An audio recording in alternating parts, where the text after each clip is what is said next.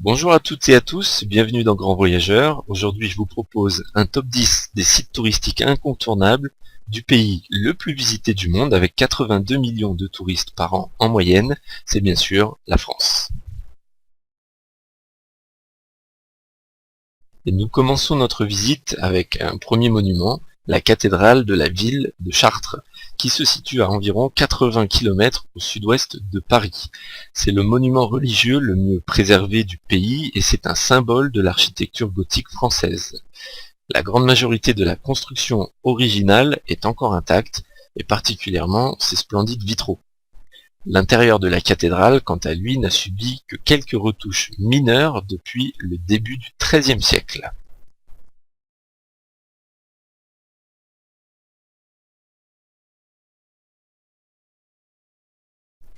Le deuxième site où nous nous rendons est la dune du Pilat, dans la région Aquitaine, et c'est l'un des paysages emblématiques de la France. Avec ses 110 mètres d'altitude, la dune du Pilat est la plus haute dune d'Europe, et depuis son sommet, on peut voir un superbe panorama sur la côte atlantique, sur l'immense forêt de pins de la région des Landes et sur le bassin d'Arcachon, qui est notamment célèbre pour sa production d'huîtres.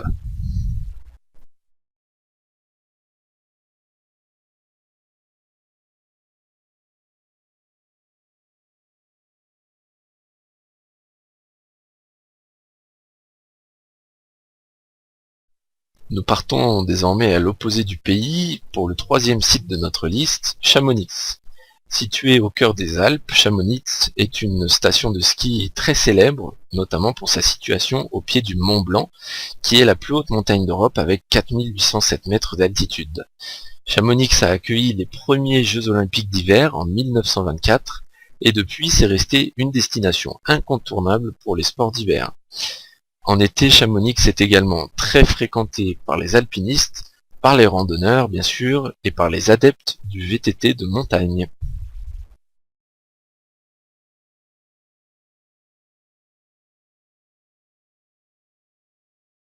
Retour au nord du pays pour ce nouveau site qui est la petite île du Mont Saint-Michel. À quelques centaines de mètres des côtes de la région de Normandie, le Mont Saint-Michel est célèbre pour ses grandes marées qui montent, dit-on, à la vitesse d'un cheval au galop. Sur l'île se trouve un minuscule village médiéval très bien préservé et dominé par une spectaculaire abbaye normande, l'abbaye de Saint-Michel. Avec la tour Eiffel et le château de Versailles, le Mont Saint-Michel figure dans le trio de tête des sites les plus visités en France par les visiteurs étrangers.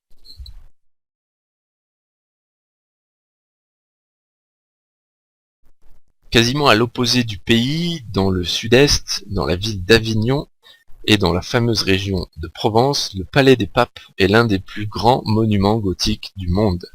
Le palais a été construit suite au départ de Rome du pape Clément V en 1309, alors qu'il fuyait les luttes politiques et culturelles de la ville. C'est à ce moment qu'Avignon devient le siège de la chrétienté d'Occident, ce qu'elle restera durant tout le XIVe siècle.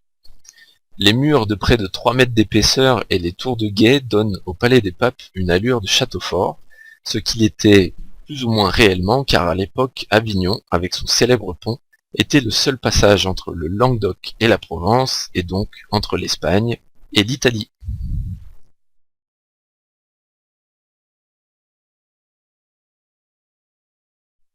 Tout au sud de la France, sur la côte, le sixième site de notre liste est certainement le village le plus célèbre du pays.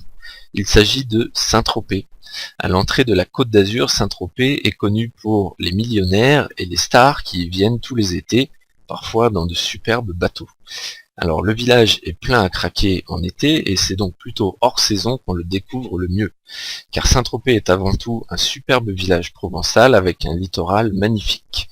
C'est d'ailleurs ce qui a attiré beaucoup d'artistes et d'écrivains.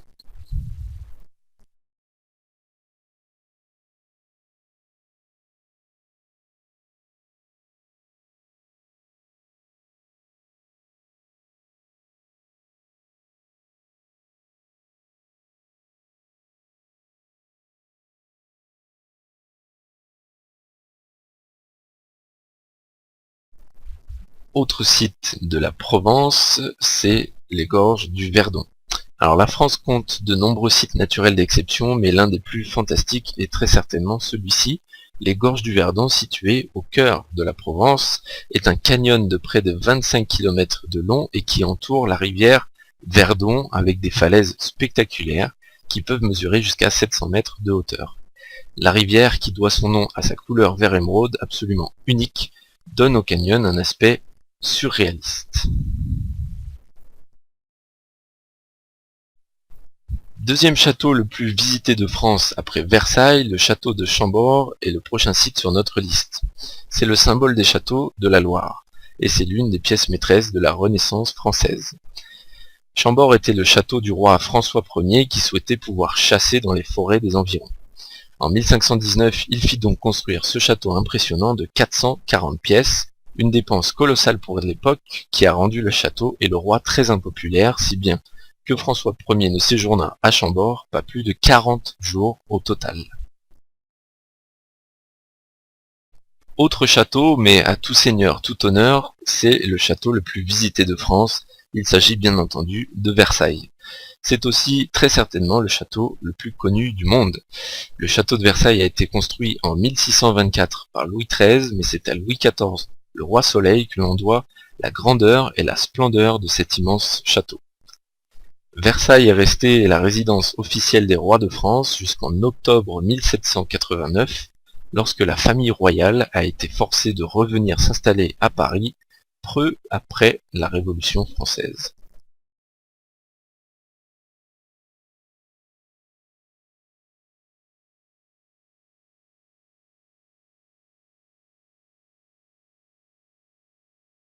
Aussi une vue magnifique sur les jardins du château de Versailles.